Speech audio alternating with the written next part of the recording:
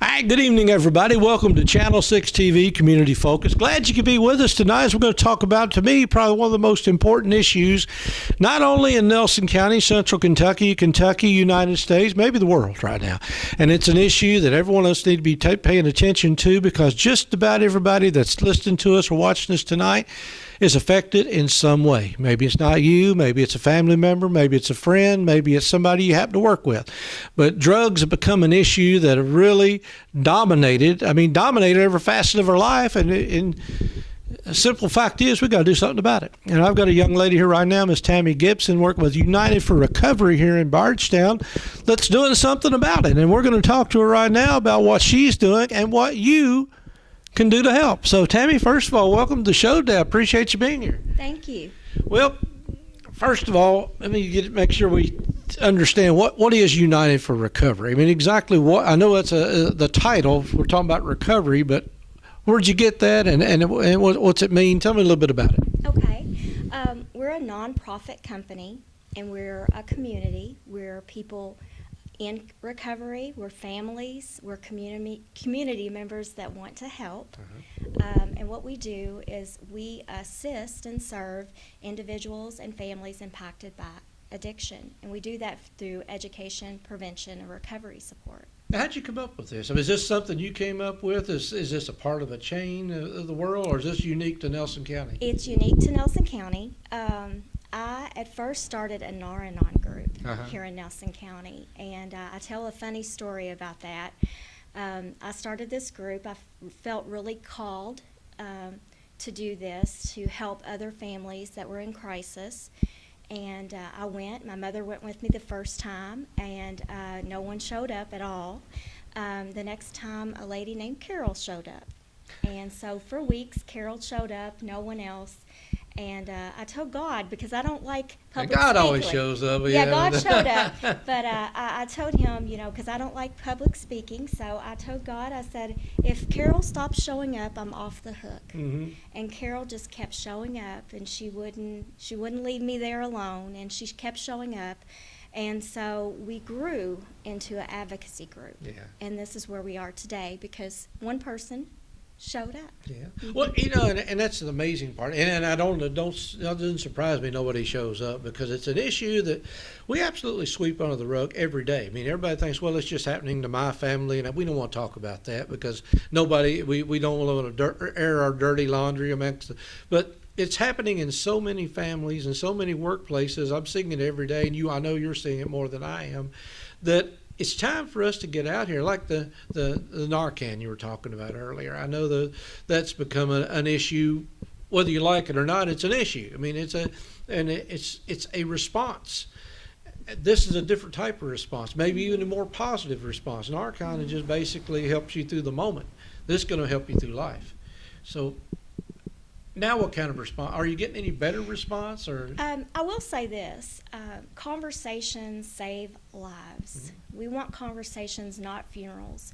People do think that they're unique, like you said, Kenny, but the truth is people walk into the rooms and they tell this story, and they think everybody's jaws are going to drop and that everybody's just going to fall out of their chairs, and they're all like, yep, yeah, I understand. And the biggest thing is people are not alone in this. It's not something to be ashamed of. Genetics play such a huge part in addiction and substance use disorder.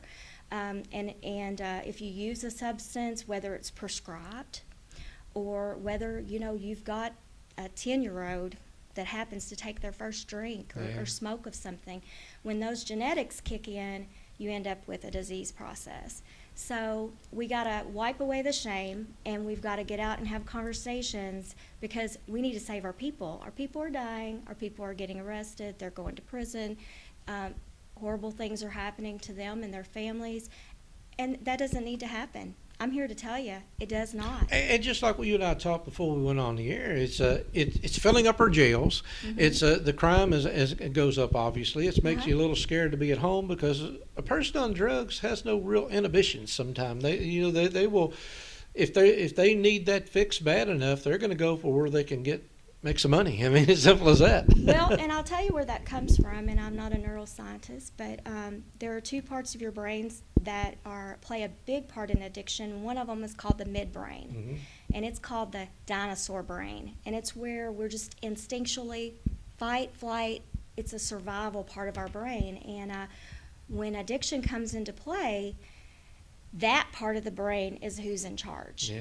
And our prefrontal cortex, and that's where we make our decisions. You know, we think about how does this affect this person who I'm taking from. You know, maybe I'm stealing something from them.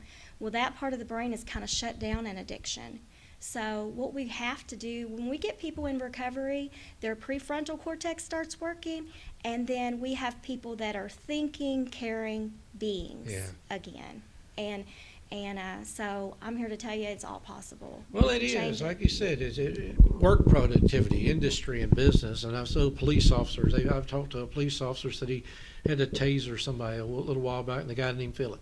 He said he was so high on meth or whatever it was, he didn't even feel it. So you say there is a chance. The word recovery, people that have been on opioids or any kind of a prescription, even prescription medication. I mean, I know myself. I've had shots before that made me feel wonderful. I had a bad shoulder a little while back, and the doctor gave me a shot, and I could have hugged the guy because I could use my shoulder again. So yeah, it makes you feel good, but if you get hooked on it, that becomes a bigger problem than the sore shoulder. And you know how you could tell, Kenny, if you were addicted is that if you kept going back for shots, even though your shoulder didn't hurt, but you didn't go back for Right. I assume. No, you didn't go Not back. yet. You didn't go back for it shots. hadn't kicked back in yet. Yes, it's but there's hope. I see a lot of people that are in recovery. They're doing amazing things, going back to college, you know, paying for private school for their children, contributing to the community, starting businesses. It's a healthcare issue, and that's what I would tell people. I It's a guess that's what healthcare I was issue. concerned is drug addiction irreversible, and you're saying it's not. You can reverse it. No, I'm not saying it's reversible. Once your midbrain is in that kind of situation, you're going to have an addiction for the rest of your life. But how you combat that is your social networks, is the things in life that make you feel good. You know, if you're doing well at your job, you know, you're proud of yourself that you've went to college, any accomplishments. It's not something that ever goes away. It's something that you're always going to have to be careful of, and that's why you hear of people relapsing. It's something just like diabetes. You're not going to get rid of diabetes. You're going to have that your entire life if you've got type 1 diabetes. But you can manage it. Right. You know? So, well, basically, and I know we're talking about, when we talk about drugs, do you differentiate the kind of drugs? I mean, whether it's meth, heroin, alcohol. I mean, when somebody comes in as addicted, when you're talking about this issue, it's just the addiction more so than any specific addiction, or what is it? when you break it all down, all addiction is dopamine addiction. So every single drug, and also, eating, gambling, all other forms of addiction, they all come down to in your brain, the dopamine, how it makes you feel better. And it all comes down to that, but we do look at different substances differently, because some substances you have to have detox that is medical detox.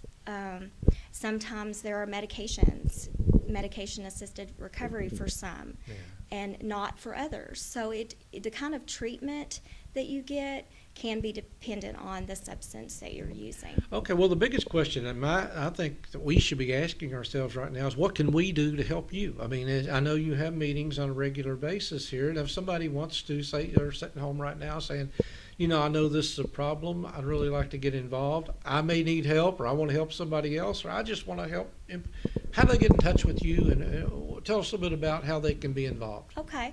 Well, one of the ways that you can get in touch with us and also see us, see what we do 24 hours a day, is through our website, unitedforrecovery.org. And there's a lot of great resource links, and you can get in touch with us by messaging us. We also have a Facebook site, and you can also call 502-348-1879. We see people and help them by appointment. Mhm. We'll talk to you on the phone. We'll FaceTime you. We'll text you. If you're whatever you're more comfortable Yeah. doing is what we'll do. And I think do you have meetings once a month? We have a meeting every Monday. Oh, every Monday. Every Okay. Monday, Geez. and it's at the yes, it is at the old courthouse, second floor by Dean Watt's office. That's Uh-huh. where we are, and anyone is welcome. Young people, if you have children can come. Yeah.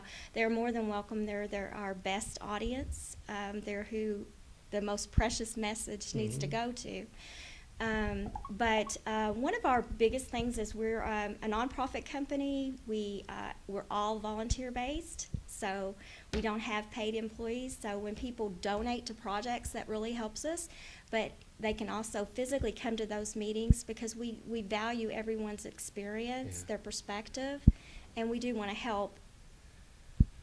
Well, you led me to another question right now. I thought about it earlier, and I wasn't sure I was going to ask or not because we're talking about United for Recovery. You're talking about children and things being there. This prevention is a big part of it, and I think a lot of times we gloss over prevention considerably because the problem is so big that we got enough to deal with to deal with people that's already on addiction to try to prevent younger generations from even starting, which is obviously be the ideal.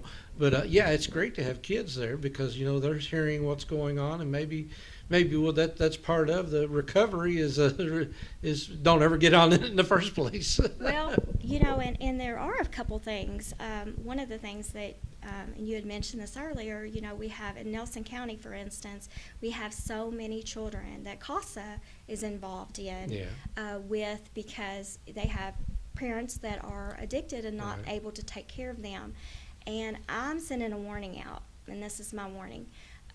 If we think right now is bad, it's nothing compared to the next waves that are coming, because last year there were about 73,000 Americans that died from accidental drug overdoses, poisonings, and all the children that loved them and were impacted by this have a genetic disposition. They are traumatized, and if they don't get the support they need, then our next wave of this is going to be just about roll us over. So I think there's I have a million ideas, Kenny. Nothing wrong with that. But the first one, in Nelson County, on Thursdays at 8 o'clock at St. Monica's, there is Alateen. It's an Alateen group. And that's a really wonderful place to bring your children if they have been impacted by addiction. They need that support. It's a wonderful group. So that's number one. There's Parents of Addicted Loved Ones. They meet. It's a part of our group. They're a 501c company themselves, but our chairman leads that group. That meets every Thursday at Bargetown First Christian Church at 6 o'clock. So it's for any family member 18 and over. So families need this support so that they can recover and get skills. And I do think we have a project that we're working on now. We have 2 books that we want to get out to the community. One of them is called You Are Not Alone. And that is a book for children to teenagers, although I've given it to a 22-year-old that had a parent pass away as a child. And these books are about grief. I think children need access to that. And then we have another book that's called Timby Talks About Addiction, and it's Addiction in the Family. I think we need to get support out to our children now. And we're also hoping to do 2 public service announcements. And one of them is going to be focused on beginning with children and youth, letting them know that it's a very brave thing to reach out and ask for help. A lot of addiction comes from a painful, traumatic place. Trauma doesn't have to be that you were abused. It could be that you've moved 5 times to different schools. It could be, parents have gotten divorced. It could be that you're made fun of at school. It could be maybe that you have depression or anxiety. There's so many things that can be traumatizing to a child or a person. So we want to let traumatized children know that, it's okay to reach out for help. That's one of the most important things that we can do. It's not always talking about drugs, it's talking about what are your rights as a human being, as a child, and who can you ask for help? What's normal and what's not? If you're sad all the time, is that normal? Or do you need to reach out and get some help? I think that's where we need to focus our prevention skills. Well, you got, like I said, you got your work cut out for you, because we mentioned before. This Nelson County's been named a crisis county, which means we're it's not a good thing. We're not. We got a lot of work to do, and so I want to invite as many people as can to join you on Monday nights at the old Nelson County Courthouse in the center of town. What time is that? It's around It is at 6:30. 6:30. Correct. So if you just want to drop in there, and check them out on Facebook. That's how I found you on Facebook. Is Facebook website UnitedForRecovery.com or .org. I always got to get that right. UnitedForRecovery.org. But again, if you want to do it on an individual basis, come join the group. I know you could always use some donations if somebody wanted to donate a little money, because running an organization like this is not cheap. So any help you can get. Correct. Thank you so much, Kenny. Okay, well, Tammy, we appreciate what you're doing, and again, we're in the infancy stage right now with this organization, but the drug and opioid and addiction. I don't even use that. Just say addiction, because, like you say, you can be addicted to many, many things. You can be addicted to Facebook. You can be addicted to a lot of things, and addiction is a function that controls you rather than you control it. So I guess we've got to work together. It's hard to control something on your own, but if you got a support group or somebody that's been there, done that, and recovered it, maybe we can all help each other. So Tammy, I appreciate you being here. Tammy Gibson here with UnitedForRecovery.org. Check it out on the web, and again, give them a call. And phone number is 348. 1879. 1879. Yeah, I threw you off. I gave the first three numbers. 348-1879 on Facebook, social media. Check it out on the website. Again, at the old courthouse on Monday night, 6:30. And there's a million different ways to get a hold of you. So again, appreciate what you're doing. Any help you can give, we got to do this together. And the primary word there is united. And if we don't do it united, we're all doing it we're just going to stay a crisis county for a long time. And as you said, if we think it's bad now, look what's coming. All right, stick around. A lot more to come here on Channel 6 TV. We'll be back right after these messages from our sponsor.